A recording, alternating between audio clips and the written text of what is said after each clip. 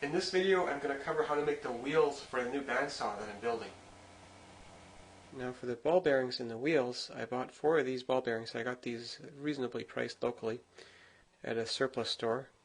And they have a 52 millimeter diameter spherical outside because they're meant to mount in one of these bearing flanges, and this is a self-aligning sort of flange so that the bearing can rotate according to how the shaft lines up, so it lines itself up with the shaft. And a lot of people like to use these for homemade bandsaws. I'm not going to use these for 2 reasons. One, the flange is too thick, and it's also quite heavy. And I've also had bad experience mounting that, because when it's mounting on the wheel and the wheel is rotating, it's like that shaft is pulling in every different direction at about 300 pounds if I put 150 pounds blade tension on there. So if there's any play at all, this will work itself loose eventually. Now I didn't bolt these fully through, so some people have had more luck than I've had. If you do use flanges like that, I would recommend you get a good glue that can glue steel and you glue them straight to the wheel so that there's less chance of it becoming loose. Because if you just bolt it in and the wheel shrinks a little bit from humidity changes, that'll come loose. So instead of these, I'm going to make some wooden bearing flanges, and I've already experimented here. So I drilled some test holes and I pressed this into here, and it's really tight. That hole is about 0.5 millimeter smaller than the bearing. So it really needs to be pressed in there, and it stays in there nice and tight. And I'll be able to glue this to my wheel, so that's never going to come loose, and this whole thing is quite light. And I didn't have to buy extra flanges. I don't have a drill of the right size, so I'm using a circle cutter to cut out those holes.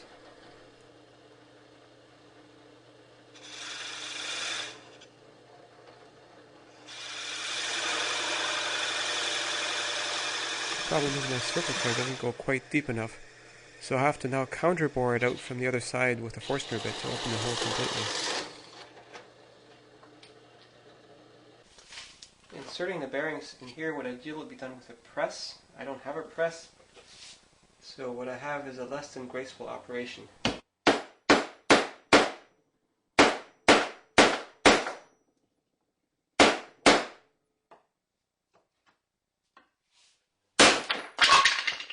Whoops.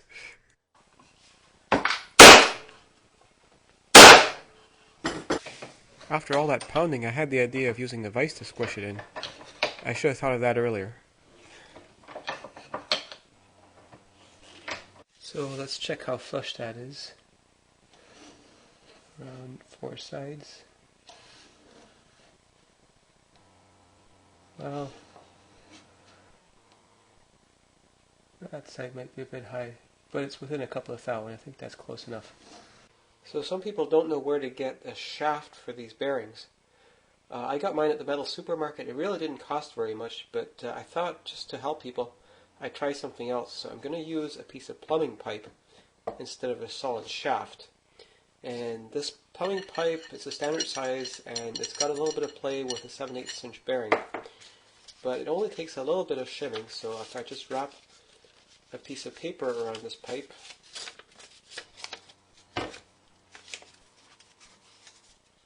and let's put the bearing on here. You see that becomes very tight here already, so there's no play. And it's not as critical as it is for a spinning shaft. This shaft is not going to spin. The bearing is always going to push on it the same way. So it's not the same problem to have with my flanges, where I have to make sure there's absolutely no play. Because the shaft is stationary, it's not going to, even if it was loose on there, it's not going to be a problem because the blade tension will just hold it tight to one side. The wheels for this bandsaw I'm going to make out of MDF. I am not a fan of MDF myself, but people often ask if it's okay to make the wheels out of MDF. And I've got some scrap MDF lying around, so I thought I'm going to make them out of MDF so I can tell you it's okay or not. So I'm going to have to mount the bearing flanges on here like that, with the flat side towards the outside so that the bearings are offset as much as possible. And these holes here are really important because they allow me to clamp the flanges on there while I'm gluing it. The other purpose of these holes is when the bandsaw is finished and you put a blade on there, it helps to have a place to grab the wheels just to spin them to make sure the blade is tracking correctly.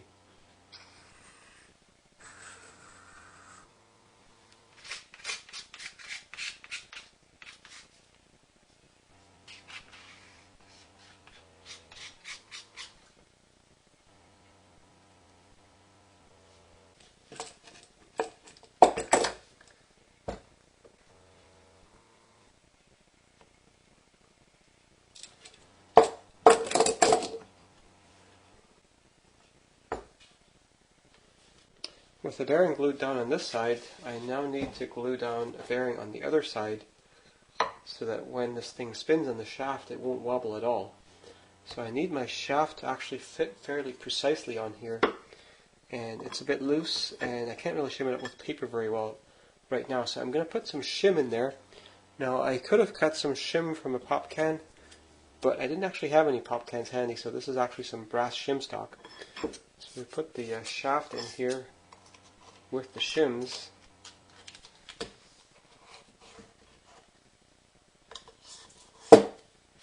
That gets a much closer fit, and now I can spin this on here and verify that it runs true and then glue this on there.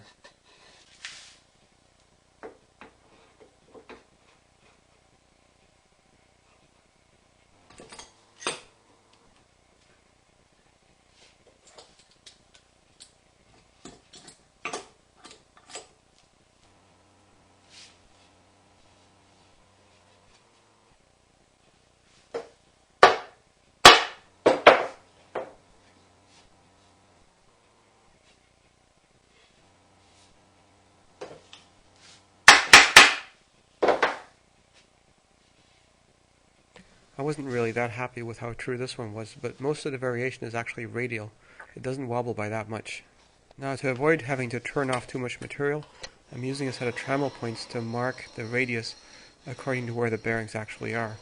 I made the wheels big enough to allow for that.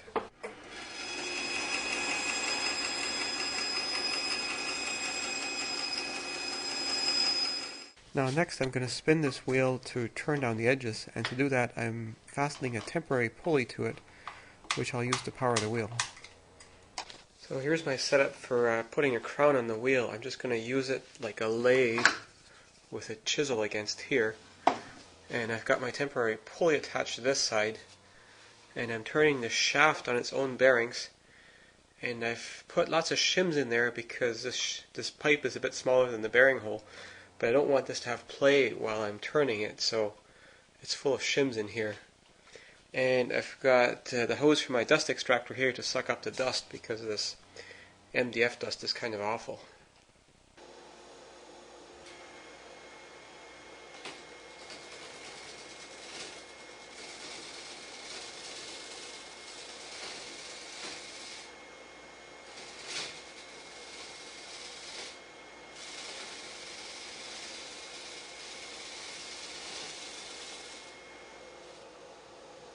The best way of checking whether I've turned it down to the right size is to just put a tape measure around the circumference and check it that way.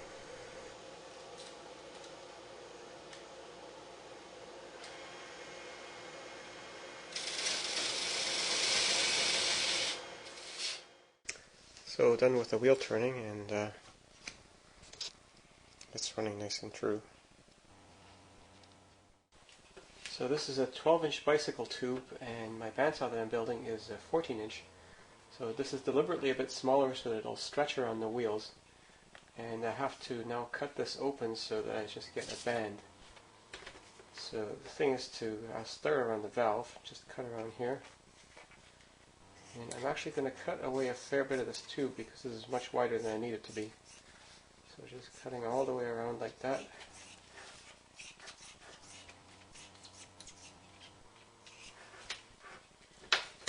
Now the inside of this tube has got this powder on it.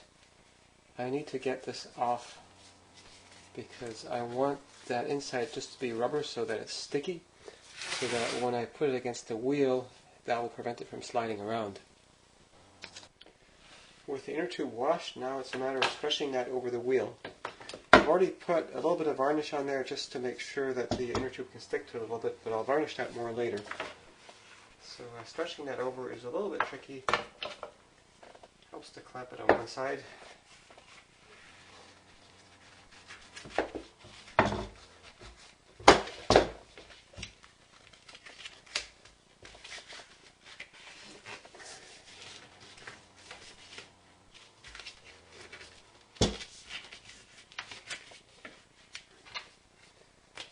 So now the next thing to do is to make sure that the tension is roughly even all around, so I just like to lift it a bit. And then the thing to do is I like to make sure that the seam that little ridge follows exactly along the crown, because sometimes the blade likes to follow that ridge instead of the crown. So if I put it on top of the crown, that just improves the tracking. And that's all there's to it.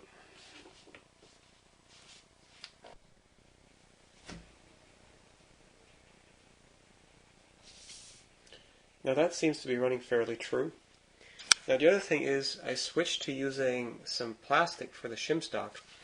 What I'd been using previously is this brass shim stock, but if you know where to get this kind of shim stock, you probably also know where to get shafting, so it's kind of pointless to use this stuff. So instead, I looked around and I found this plastic food container actually had just the right thickness to make a shim out of, basically cutting out the sides of that, and that makes for a very snug fit on the shaft. And you usually have lots of plastic food containers around, so I'm sure you'll find one the right thickness. So that's the best thing to use if you're using plumbing pipe. Though ideally, if you can get proper shafting, use shafting because it's much easier.